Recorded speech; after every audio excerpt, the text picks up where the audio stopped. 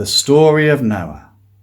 Long ago, when Noah was 600 years old, when his beard was long and white and his head was bald, he tried to be a good man and do what was right, but everyone else just wanted to fight.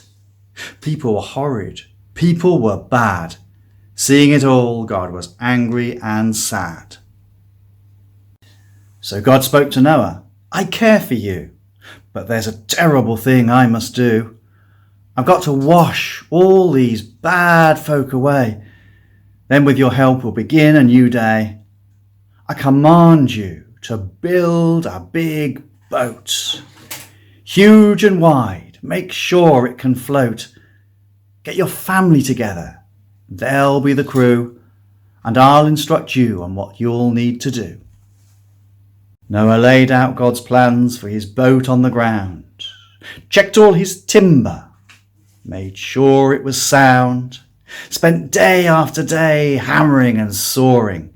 His neighbours thought he was stupid and boring, but before too long the boat was ready.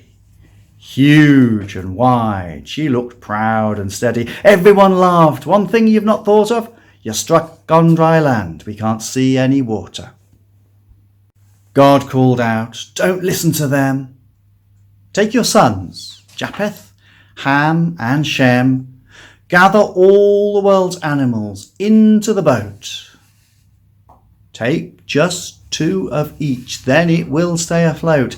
So they herded the animals, the big and the small, the fat and the furry, the short and the tall. They boarded the tigers, the snakes and the cats, with spiders and pigeons and even the rats.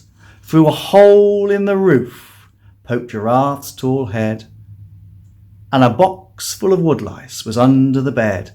The fierce lions kept roaring, the grey elephants stomped, the camels were calm as they chewed and they chomped. The neighbours were splitting their sides at the joke. They couldn't make sense of this mad Noah bloke. Just then came a great crash of thunder and lightning. The neighbours looked up. They thought it was frightening. Storm clouds cracked, the sky turned dark as Noah and company closed the doors of their ark.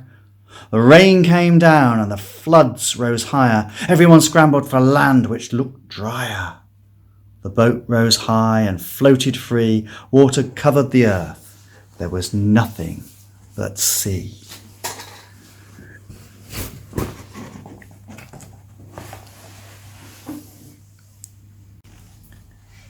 After 40 long days, it at last stopped raining. "Thank goodness," said Noah. "The animals are complaining. The monkeys have started chasing their tails. The spiders and mice are teasing the snails. The tiger is sulking. He's in a terrible strop. And the grumpy bull elephant has just blown his top." Noah looked out, and what did he spy? The waters were sinking, soon it'd be dry.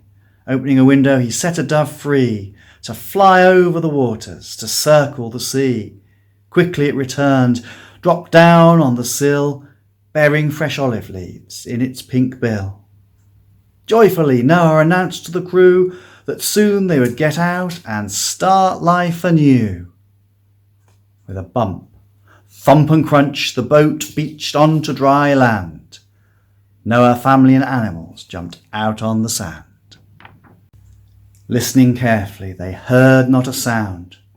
Everyone bad had been washed from the ground. God said to Noah, "Now let's make a new start. I know it seems scary, but be of good heart. I'll set in the sky this bright-coloured rainbow, a sign for you and me, just so that we know that never again will I destroy life on earth, but now is the time to bring new things to birth." So Noah with family and animals started again.